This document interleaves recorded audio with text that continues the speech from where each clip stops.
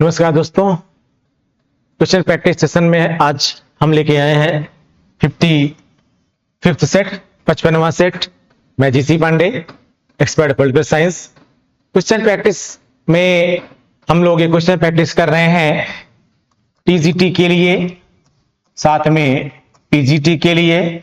इनके साथ साथ हम नेट जेआरएफ के स्टूडेंट्स को देख रहे हैं और इनके साथ साथ जो एमपीपीएससी दे रहे हैं, वर्ग 1 वाले भी, वर्ग 2 वाले भी है, और साथ में बीपीएससी, ठीक है, और जो एचपीएससी दे रहे हैं हम उनको भी देख रहे हैं, ठीक है। ऐसा ना समझे कि हम केवल 1-2 एग्जाम को ही टारगेट कर रहे हैं, लेकिन हमारा बेसिकली फोकस जो इस समय है वो पूरा है टीजीटी और पीजीटी पर, ठीक है। क्वेश्चन इस प्रकार से ले रहे हैं कि सभी एग्जाम के लिए ये इंपॉर्टेंट है और आज के क्वेश्चंस हमने इंडियन कॉन्स्टिट्यूशन से ही लगभग लिए हुए हैं, ठीक है।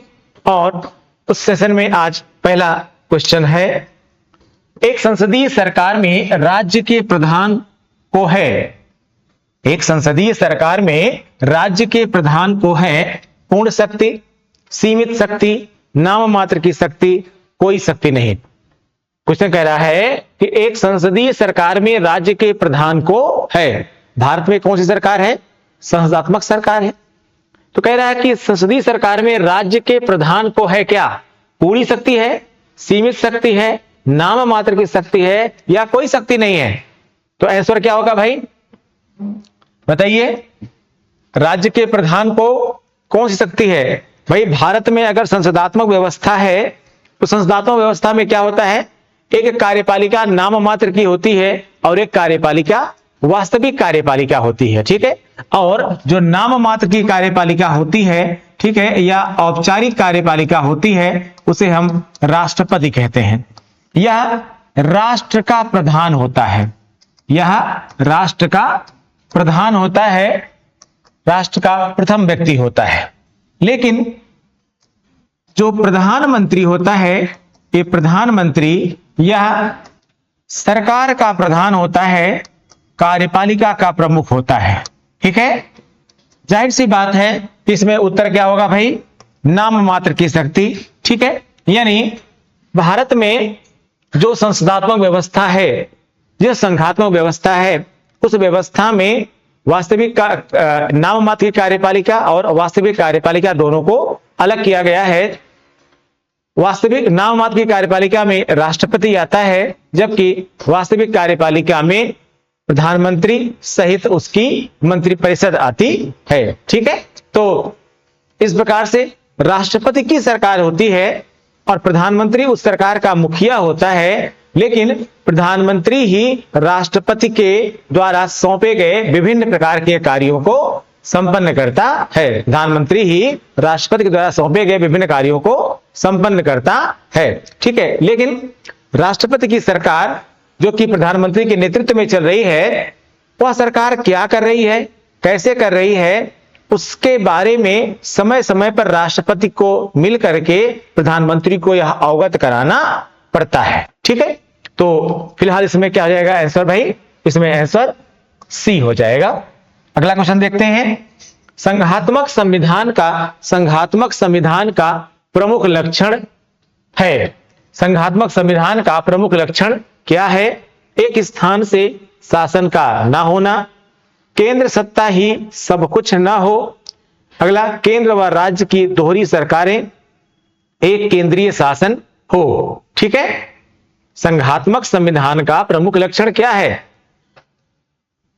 ए बी सी डी 4 विकल्प आपके सामने हैं। इनमें से संघात्मक संविधान का प्रमुख लक्षण क्या है? आएगा सी। इसमें भी आंसर क्या होगा भाई, सी, केंद्र व राज्य की दोहरी सरकारें।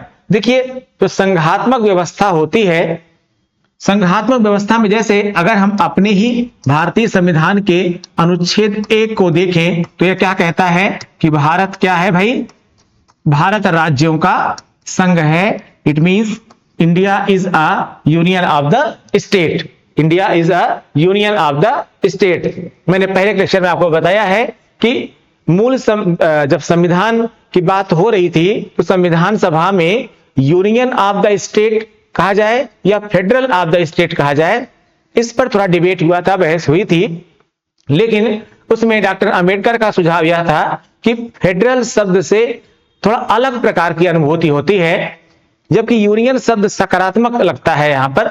तो अल्टीमेटली उनके कहने के बाद ही यहां पर India is a union of the state कहा गया, फेडरल वर्ड को यहां पर नहीं लिया गया। तो बहरहाल भारत राज्यों का संघ है। अब अगर भारत का राज्यों का संघ है तो इसका मतलब यह हुआ कि भारत में जो केंद्र सरकार है, या आप कह सकते हैं वास्तव में सही नाम क्या है उसका, संघ सरकार है, ये अलग होती है, और दूसरा राज्य सरकार, या आप उसको सही नाम उसका क्या है, प्रांतीय सरकार, प्रोविंशियल गवर्नमेंट, ठीक है, यह अलग होती है। अब ये दोनों ही एक दूसरे पर ओवरलैप ना कर जाएं, दोनों ही ओवरलैप ना करें, यानी कोई किसी पर ओवरलैप ना करे, इसके लिए इनके कार्यों का बंटवारा किया गया है। कार्यों के बंटवारा के लिए क्या किया गया है, इसमें कार्यों के बंटवारे में एक संघ सूची है, ठीक है, और दूसरा राज्य सूची है या प्रांतीय सूची है, ठीक है, और तीसरा क्या है, समवर्ती सूची है, ठीक। अब यहां पर व्यवस्था इस प्रकार से की गई है कि जो केंद्रीय महत्व के विषय हैं उन्हें संघ सूची में रखा गया है, जो स्थानीय महत्व के विषय हैं उनको राज्य सूची में रखा गया है, लेकिन कुछ ऐसे भी विषय हैं जो उभयनिष्ठ हैं, तो ऐसे में उनको कहां रखा गया है, समवर्ती सूची में रखा गया है। और समवर्ती सूची पर केंद्र और राज्य दोनों को ही नियम कानून बनाने का अधिकार है, लेकिन यदि दोनों के कानूनों में किसी भी प्रकार का ओवरलैप होता है तो ऐसे में केंद्रीय कानून ही प्रभावी होगा, इसका भी स्पष्ट प्रावधान किया गया है, ठीक है। तो जाहिर है कि जो संघात्मक संविधान है, इस संघात्मक संविधान का एक प्रमुख लक्षण है क्या, कि केंद्र और राज्य की दोहरी सरकारें होनी चाहिए, ठीक है। एक प्रमुख लक्षणों में जो दिया गया है उनमें एक प्रमुख लक्षण यह है, ठीक है। आइए अगला क्वेश्चन, कोई नहीं, एक इंपॉर्टेंट इंफॉर्मेशन आपको फिर से दे दूं मैं, ठीक है। हम लगभग डेली इंफॉर्मेशन दे देते हैं आपको कि टीजीटी, पीजीटी और नेट जेआरएफ के जो स्टूडेंट्स हैं वो अगर रेगुलर क्लास करना चाहते हैं तो उनके लिए रेगुलर क्लासेस चल रही हैं, ऑफलाइन मोड में भी चल रही हैं और साथ में ऑनलाइन मोड में भी चल रही हैं, ठीक है। सुबह 7:30 से 9 पॉलिटिकल साइंस की क्लास है और हिस्ट्री की क्लास सुबह 9 से 10:30 है। यह रेगुलर बैच चल रहा है, ठीक है, और सीधे हम क्लासरूम से ही लाइव करते हैं इसको।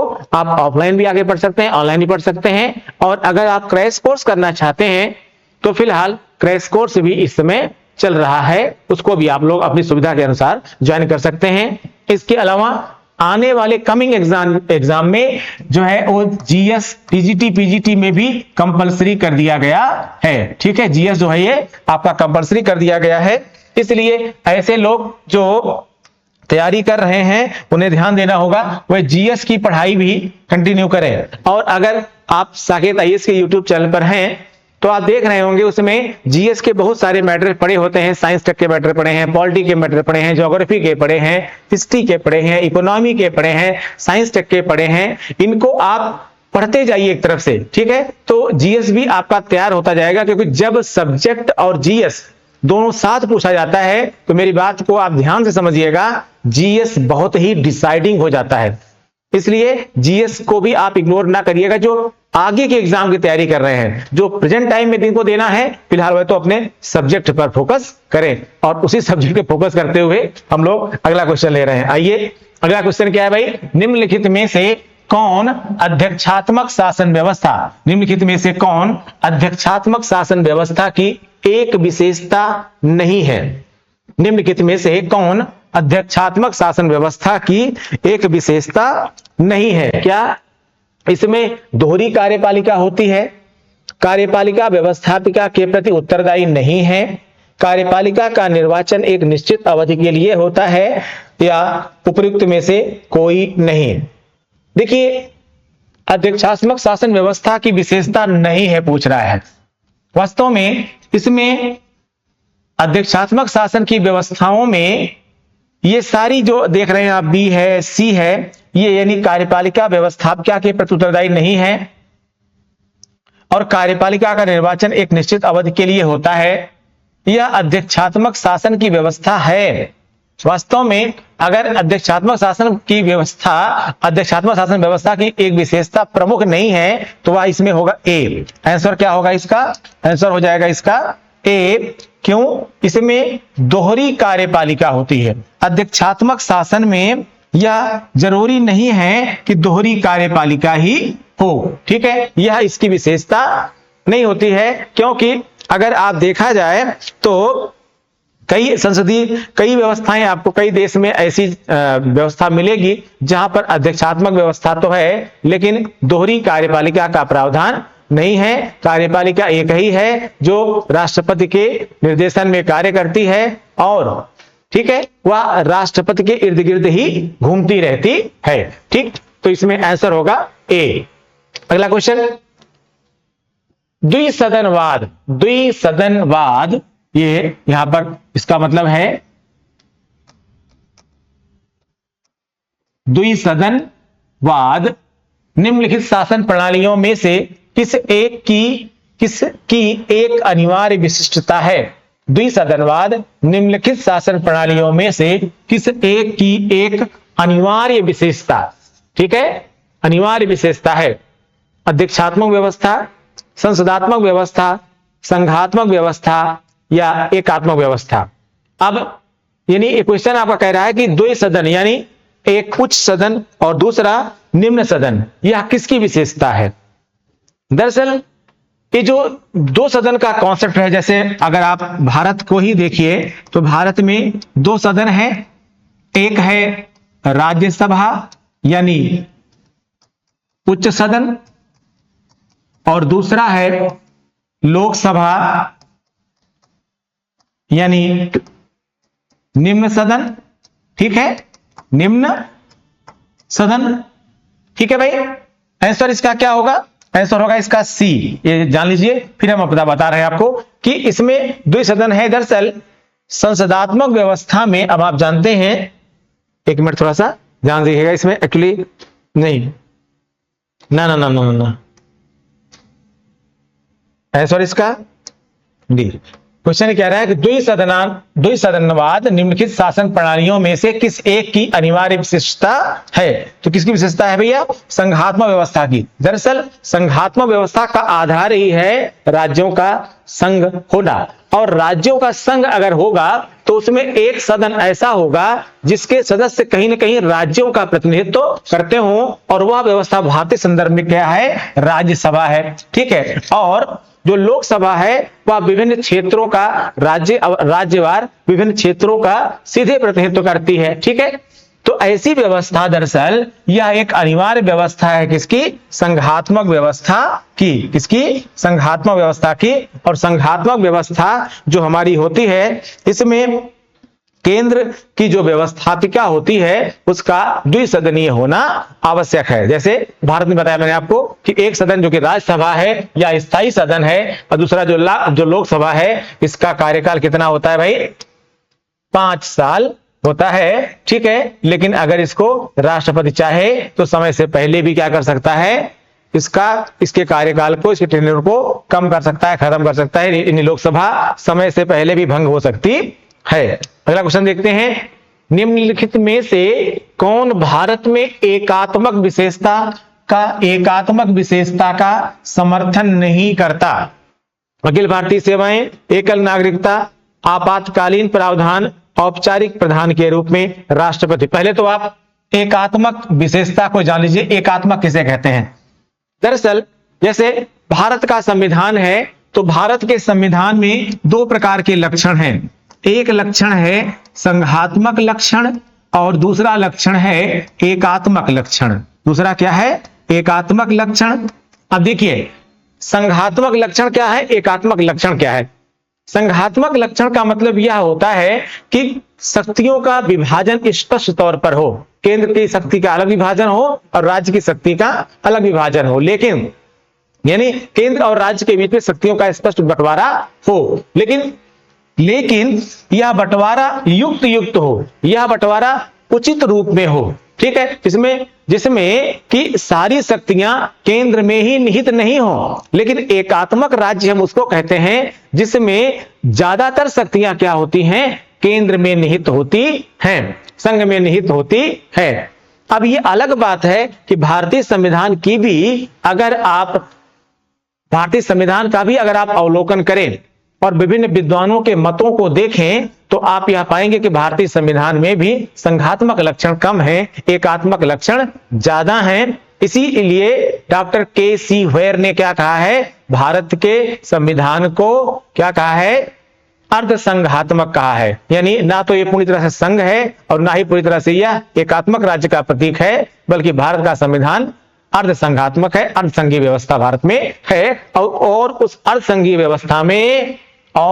संघीय व्यवस्था में ध्यान दीजिएगा, एकात्मक विशेषताओं में अखिल भारतीय भी सेवाएं आती हैं, एकल नागरिकता आती है, आपातकालीन प्रावधान आता है, क्योंकि इन सभी पर अधिकार किसका है, अल्टीमेटली अधिकार किसका है भाई, सेंट्रल का है, यूनियन का है। लेकिन जो औपचारिक प्रधान के रूप में राष्ट्रपति है, यह एकात्मक विशेषता का लक्षण नहीं है, एकात्मक जो है विशेषता का समर्थन नहीं करता। किसमें? क्योंकि साफ साफ भारत का रेफरेंस पूछा जा रहा है, इसलिए क्या हो गया, औपचारिक प्रधान के रूप में राष्ट्रपति पूरे संघ का प्रतिनिधित्व करता है, संघ का राष्ट्रपति है, केंद्र का राष्ट्रपति नहीं है। इसलिए आंसर इसका क्या हो जाएगा भाई, डी हो जाएगा। आंसर क्या हो जाएगा, डी हो जाएगा। ठीक है भाई, आंसर डी। अगला क्वेश्चन देखते हैं, किसने एकात्मक राज्य की परिभाषा एक केंद्रीय सरकार के अंतर्गत संगठित राज्य के रूप में दी? किसने एकात्मक राज्य की परिभाषा एक केंद्रीय सरकार के अंतर्गत संगठित राज्य के रूप में दी? स्ट्रॉन्ग ने, गार्नर ने, बिलोबी ने, फाइनर ने, किसने दी भाई? किसने एकात्मक राज्य की परिभाषा एक केंद्रीय सरकार के अंतर्गत संगठित राज्य के रूप में दी? किसने दिया? आंसर होगा इसमें स्ट्रॉन्ग। किसने दिया भाई? स्ट्रॉन्ग साहब ने दिया। स्ट्रॉन्ग साहब ने क्या कहा था, जरा देख लेते हैं। स्ट्रॉन्ग साहब ने यह कहा था कि दरअसल एकात्मक राज्य वह है जो एक केंद्रीय सरकार के अधीन संगठित होता है तथा केंद्रीय सरकार अपने अंगों को विशेष शक्ति प्रदान करने वाले किसी भी कानून द्वारा आरोपित प्रतिबंधों से मुक्त होने के नाते समग्र राजनीतिक संगठन पर सर्वोच्च होती है। ऐसा किसने कहा था? स्ट्रॉन्ग साहब ने कहा था। लेकिन स्ट्रॉन्ग के अलावा एकात्मक राज्य की परिभाषा एक दो लोगों ने और दी है, जिनमें दो नाम आप जान लीजिए प्रमुख हैं। एक नाम है फाइनर का और दूसरा नाम है डायसी का। फाइनर ने क्या कहा है एकात्मक राज्य की विशेषता के रूप में, क्या परिभाषित किया है एकात्मक राज्य को? फाइनर साहब कहते हैं एकात्मक राज्य वह है जिसमें शासन सत्ता एवं शक्ति केंद्र में निहित रहती है और जिसकी इच्छा एवं उसके अधिकारी समस्त क्षेत्र पर कानूनन सर्वशक्तिमान होते हैं। वहीं पर डायसी क्या कहता है? डायसी कहते हैं कि एक केंद्रीय शक्ति के द्वारा सर्वोच्च शक्ति का प्रयोग किया जाना ही, एक केंद्रीय शक्ति के द्वारा ही सर्वोच्च शक्ति का प्रयोग किया जाना ही एकात्मक शासन है या एकात्मक राज्य का लक्षण है। तो मैंने आपको स्ट्रॉन्ग के साथ साथ फाइनर और डायसी की डिफिनेशन को भी यहां पर बताया। ठीक है, आइए अगला क्वेश्चन देख लेते हैं हम लोग। वह राज्य जिसमें समस्त सत्ता एवं शक्ति एक केंद्र में निहित हो और जिसके प्रतिनिधि तथा जिसकी इच्छा वैधानिक रूप में सर्वव्यापी हो जानी जाती है। वह राज्य जिसमें समस्त सत्ता एवं शक्ति एक केंद्र में निहित हो और जिसके प्रतिनिधि तथा जिसकी इच्छा वैधानिक रूप से सर्वव्यापी हो जानी जाती है। अभी अभी मैंने इसको बताया है। ठीक है, डिफिनीशन के तौर पर, किसकी डिफिनीशन के तौर पर? फाइनर के तौर पर। यह क्या लक्षण है भैया? एकात्मक सरकार के रूप में। ठीक है, किसमें कैसे क्या सर्वव्यापी हो जानी जाती, किसके रूप में? एकात्मक सरकार के रूप में, संघात्मक सरकार के रूप में, संसदात्मक सरकार के रूप में या फिर अध्यक्षात्मक सरकार के रूप में। आंसर क्या होगा भाई? एकात्मक सरकार के रूप में। ठीक है, क्योंकि अगर केंद्र में सत्ता निहित है, समस्त शक्तियां केंद्र में हैं या अधिकांश शक्तियां केंद्र में हैं, तो ऐसी सरकार को क्या कहा जाता है? एकात्मक सरकार कहा जाता है। ऐसा संविधान जिसमें इस प्रकार की व्यवस्था हो उसे क्या कहा जाता है? एकात्मक संविधान कहा जाता है। ठीक है, आइए अगला क्वेश्चन।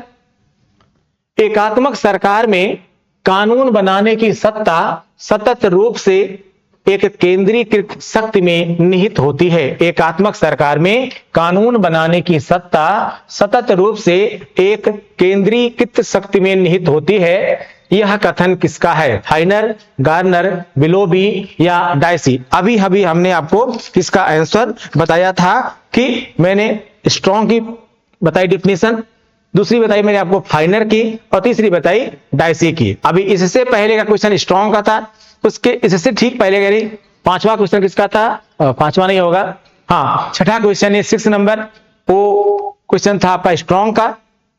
इसके बाद बताया मैंने आपको थोड़ा फाइनर का स्टेटमेंट, और ये 8वां क्वेश्चन आपका जो है ये है डायसी का। ये स्टेटमेंट किसका है? डायसी का, जिसको मैंने पढ़ के आपको सुनाया था कि एकात्मक सरकार में कानून बनाने की सत्ता सतत रूप से एक केंद्रीकृत शक्ति में निहित होती है। यह कथन किसका है? डायसी का है। तो आंसर इसमें क्या हो जाएगा भाई? डी हो जाएगा। और आप जानते हैं डायसी की पॉपुलर बुक थी, उसका नाम था introduction to the study of law of the constitution. Introduction to the study of the law of the constitution. मैं लिख दे रहा हूं आपको, introduction to the study of the law of the constitution. ठीक है, ये किसकी किताब है भाई? ये बुक है डायसी साहब की। ठीक है, इसका नाम भी आप लोग याद कर लीजिएगा, इसका नाम पूछा भी गया है। ठीक है, अगला क्वेश्चन देख लेते हैं। निम्न युग्मों में से कौन सा युग्म गलत है? निम्न युग्मों में से कौन सा युग्म गलत है? ध्यान से पढ़िएगा, कई क्वेश्चन सॉल्व हो जाएंगे आपके। संसदात्मक शासन व्यवस्था कहां कहां पर है? ब्रिटेन, भारत, जर्मनी, गलत हो गया ना। अध्यक्षात्मक शासन व्यवस्था अमेरिका, ब्राजील, लैटिन अमेरिकन के राज्य, दक्षिण अफ्रीका ना, यहां भी गड़बड़ा हो गया मामला। संघात्मक शासन व्यवस्था इंग्लैंड, जापान, चीन और फ्रांस। इंग्लैंड में है, जापान में है, चीन में भी है, लेकिन फ्रांस जो है, फ्रांस में भी संघात्मक शासन व्यवस्था है, इसमें कोई शक नहीं है, लेकिन यह अध्यक्षात्मक और संसदात्मक व्यवस्था दोनों का एक सम्मिश्रण है। ठीक है, फ्रांस में एक अद्वितीय प्रकार की सरकार है, ठीक है, जिसमें आप संसदात्मक और अध्यक्षात्मक व्यवस्था का सम्मिश्रण कह सकते हैं। तो एक हद तक इसको ही मान सकते हैं। फिलहाल अगला देख लेते हैं हम लोग। एकात्मक शासन व्यवस्था ब्रिटेन, फ्रांस, चीन। ना ना ना, गड़बड़ा गया, क्योंकि ब्रिटेन में ऐसा है नहीं, इसलिए आंसर इसका क्या हो जाएगा? सी हो जाएगा। आप कंपैरिजन जरूर क्या करिए। संघात्मक शासन व्यवस्था कहां कहां पाई जाती है? इंग्लैंड में पाई जाती है, जापान में पाई जाती है, चीन में पाई जाती है और फिर फ्रांस में पाई जाती है। ठीक है, आइए अगला क्वेश्चन देख लेते हैं। कौन सा देश अध्यक्षात्मक व संसदीय प्रणालियों का सर्वश्रेष्ठ उदाहरण है? कौन सा देश अध्यक्षात्मक व संसदीय प्रणालियों का सर्वश्रेष्ठ उदाहरण है? क्या बात है, अभी हमने आपको ठीक इस क्वेश्चन से पहले जिक्र किया था आपसे कि फ्रांस, देखिए भारत, कनाडा, फ्रांस और इंग्लैंड, सीधे कुछ नहीं है, आंसर क्या हो जाएगा? फ्रांस। कॉन्सेप्ट क्लियर करिए बच्चे, सीधे आंसर मिलेगा। अभी मैंने बताया कि फ्रांस एक अद्वितीय उदाहरण है। ठीक, मैंने भी वर्ड का नाम लिया था। फ्रांस अपने आप में एक अद्वितीय उदाहरण है, किसका? अध्यक्षात्मक व्यवस्था का और संसदीय व्यवस्था का। ठीक है, और इसका सर्वश्रेष्ठ उदाहरण कौन मिलेगा आपको? फ्रांस मिलेगा। कुछ सोचना ही नहीं है। ठीक है, क्यों ऐसा था, क्या ऐसा था, थोड़ा जान लीजिएगा। 1958 में फ्रांस के 5वें गणतंत्र का संविधान कार्यपालिका के स्थायित्व की व्यवस्था अध्यक्षात्मक व्यवस्था के अनुरूप करने के उद्देश्य से प्रेरित था। इस संविधान में दो विरोधी सिद्धांतों, एक अध्यक्षात्मक व्यवस्था, ठीक है, और यानी दो विरोधी सिद्धांतों, यानी एक तो स्थायित्व और दूसरा उत्तरदायित्व, इन दोनों को मिलाने का प्रयत्न किया गया है। ठीक है, अध्यक्षात्मक व्यवस्था और संसदात्मक व्यवस्था दोनों को जब आप परस्पर मिलाने के लिए आप ध्यान देते हैं, जब दोनों को परस्पर मिलाने की बात करते हैं तो आपको दो चीजें मिल जाती हैं। एक तो क्या मिल जाता है कि स्थायित्व, अध्यक्षात्मक व्यवस्था में आप जानते हैं स्थायी सरकार बनती है, यानी इसमें सरकार का अपने कार्यकाल पूरा करने का की प्रायिकता प्रोबेबिलिटी ज्यादा होती है, जबकि संसदात्मक व्यवस्था में कभी भी सरकार गिर जाती है। और अगर संसदात्मक व्यवस्था की बात करें तो इसका सबसे जो प्रबल पक्ष होता है वह होता है उत्तरदायित्व। इसमें एक व्यवस्था दूसरी व्यवस्था के प्रति क्या होती है, उत्तरदायी होती है। जैसे कार्यपालिका व्यवस्थापिका के प्रति, कार्यपालिका और व्यवस्थापिका दोनों ही न्यायपालिका के प्रति उत्तरदायी होती हैं। अब दोनों को एक मिला करके उदाहरण सबसे बढ़िया जो बनाया जाता है वो फ्रांस है। बहरहाल इस प्रकार की व्यवस्था बनाने की बात जे.आर.डी.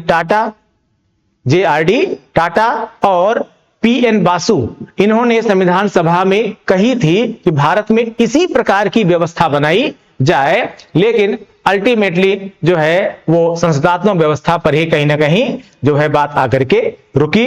बहरहाल इसका आंसर जो होगा वो फ्रांस हो जाएगा। ठीक है, आइए एक अगला क्वेश्चन देख लेते हैं हम लोग। निम्नलिखित देशों का कौन सा समूह सीमित अध्यक्षतावाद,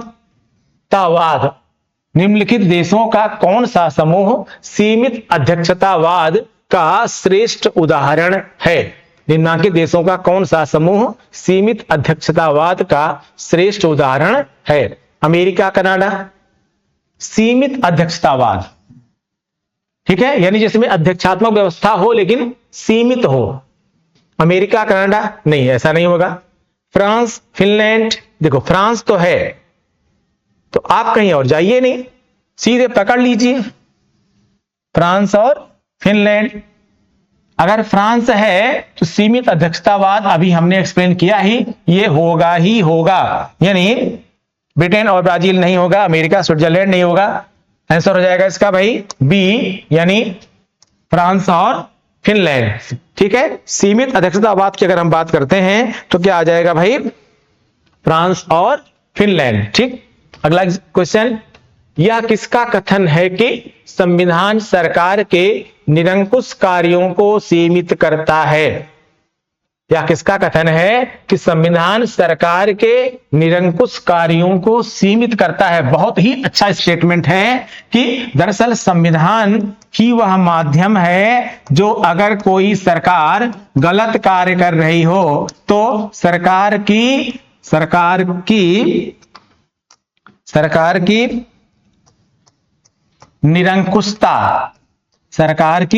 निरंकुशता को क्या करता है भाई? सरकार की निरंकुशता को कम करता है, सरकार की निरंकुशता को कम करता है। भारत में जब जब ऐसी तानाशाही की बात हुई है, जब भी ऐसी तानाशाही की बात हुई है या तानाशाही सरकार की बात हुई है, तब तब संविधान आड़े आ गया है। क्या कि आप सब कुछ कर सकते हैं लेकिन संविधान की मूल भावना के साथ खिलवाड़ नहीं कर सकते हैं, संविधान के आधारभूत व्यवस्थाओं में संशोधन नहीं कर सकते हैं। और संविधान की आधारभूत संरचना क्या है, इसकी व्याख्या समय समय पर उच्चतम न्यायालय करता रहा है, लेकिन इसकी स्पष्ट व्याख्या यह नहीं हो पाई है कि नहीं बस यही संविधान की मूल संरचना है, संविधान का बेसिक स्ट्रक्चर यही है, आधारभूत संरचना यही है। ऐसा अब तक अंतिम तौर पर कुछ भी एक्सप्लेन नहीं हो पाया है, अनंतिम तौर पर बहुत कुछ हुआ है। ठीक है, तो ऐसे में यह स्टेटमेंट है फिलहाल स्ट्रॉन्ग का, बहुत ही अच्छा स्टेटमेंट है स्ट्रॉन्ग का, यानी आंसर होगा इसमें डी। ठीक है, यह किसका कथन है कि संविधान सरकार के निरंकुश कार्यों को यानी ऐसा कार्य जो जनता के हित में कहीं ना हो या कहीं ना कहीं तानाशाही प्रवृत्ति को बनाता हो, उसे क्या कह सकते हैं आप? हम निरंकुश सरकार कह सकते हैं। तो निरंकुश कार्यों को सीमित कौन करता है भाई? संविधान सीमित करता है। यह स्टेटमेंट किसका है? स्ट्रॉन्ग का है। अगला क्वेश्चन, संविधान विहीन राज्य संविधान की विशेषता, संविधान की अनिवार्यता के बारे में प्रश्न है। संविधान विहीन राज्य एक राज्य नहीं होगा, अपितु एक प्रकार की अराजकता की व्यवस्था होगी, यह कथन है। संविधान विहीन राज्य यानी बिना संविधान का राज्य एक राज्य नहीं होगा, अपितु एक प्रकार की अराजकता यानी एनार्की की व्यवस्था होगी, यह कथन है। अरस्तु का, ब्राइस का, जेलिनेक का, डायसी का। वास्तव में यह कथन है जेलिनेक का। आंसर होगा इसमें सी। ठीक है, जेलिनेक साहब संविधान की अनिवार्यता की वकालत करते हैं। ठीक है, और एक अच्छे संविधान की आवश्यकता के बारे में बात करते हैं। इनका मानना था कि किसी भी देश में एक अच्छा संविधान आवश्यक है, यदि संविधान नहीं होगा तो वहां पर अराजकता भी फैलने से कोई रोक नहीं सकता है। ठीक है, अगला क्वेश्चन देखते हैं। कथन और कारण का क्वेश्चन है। कथन और कारण के बारे में हमने आपको पहले ही बताया हुआ है कि जब भी कथन और कारण का क्वेश्चन आए, आप जब कथन को पढ़ें तो क्योंकि लगा दे, और जब कारण को पढ़ें और चेक करना है कि क्या सही है क्या गलत है, तो फिर क्योंकि लगा करके दोबारा पढ़ सकते हैं आप। जैसे कि देखिए, क्वेश्चन कह रहा है कि नीचे दो वक्तव्य दिए गए हैं, एक को कथन ए और दूसरे को कथन आर कहा गया है। इन वक्तव्यों के संदर्भ में नीचे उल्लिखित कोटों में से सही उत्तर का चयन कीजिए। कथन ए क्या कह रहा है भाई? कथन ये कह रहा है कि संघीय व्यवस्था में आवश्यक रूप से स्वतंत्र न्यायपालिका का विधान है, क्योंकि यह केंद्र तथा इकाइयों के बीच उत्पन्न विवाद का समाधान करती है। बताइए भाई, कथन सही है, कारण भी सही है, और जो कारण है वह कथन की सही व्याख्या करता है कि नहीं करता है? क्योंकि ए विकल्प क्या कह रहा है? ए तथा आर दोनों सही है और ए की सही व्याख्या आर करता है, या फिर दोनों सही है किंतु ए की सही व्याख्या आर नहीं करता, या फिर सही ए सही है आर गलत है, ए गलत है आर सही है। अगर आप देखेंगे तो बिल्कुल आपको स्टेटमेंट मिल जाएगा पहला ए, क्या? संघीय व्यवस्था में आवश्यक रूप से स्वतंत्र न्यायपालिका का विधान है, क्योंकि यह केंद्र तथा इकाइयों के बीच उत्पन्न विवाद का समाधान करती है। ठीक है, क्या हो जाएगा इसमें आंसर?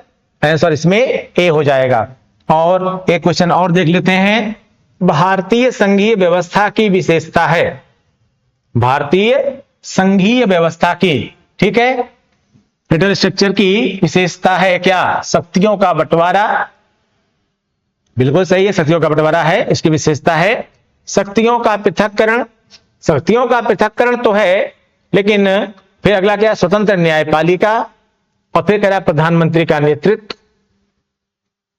तो शक्तियों का पृथक्करण भी इसमें आता है, तो क्या 1 2 3 है किसी में? 1 2 3 नहीं है। अगर 1 और 4 देखेंगे तो हो नहीं पाएगा। 2 और 3 देखेंगे, स्वतंत्र न्यायपालिका और शक्तियों का पृथक्करण और शक्तियों का बंटवारा भी तो इसकी विशेषता है। तो 1 2 3 है नहीं, 2 और 3 करेंगे तो ए छूट जाएगा, प्रधानमंत्री का नेतृत्व तो ये नहीं लेंगे हम किसी हालत में। आप सी लगाइए आंसर। ए 1 और 3 हम इसको सही मानेंगे और इसको सही मानेंगे। ठीक है, शक्तियों का बंटवारा संघीय व्यवस्था की विशेषता है, और स्वतंत्र न्यायपालिका भी संघीय व्यवस्था की विशेषता है, क्योंकि शक्तियों का जो पृथक्करण है, केंद्र सूची, राज्य सूची और समर्थित सूची अगर छोड़ दिया जाए, तो अगर हम कार्यपालिका, व्यवस्थापिका और न्यायपालिका के में जो उत्तरदायित्व की भावना है, चूंकि वह संसदीय लोकतंत्र की बहुत बड़ी विशेषता है, तो इस आधार पर हम 1 और 3 को मानेंगे। उस आधार पर आंसर क्या हो जाएगा? सी हो जाएगा। आंसर क्या हो जाएगा भाई? आंसर सी हो जाएगा। ठीक है, तो ये थे कुल आपके 15 क्वेश्चंस। ठीक, मिलते हैं अगले सेट के साथ। Thank you.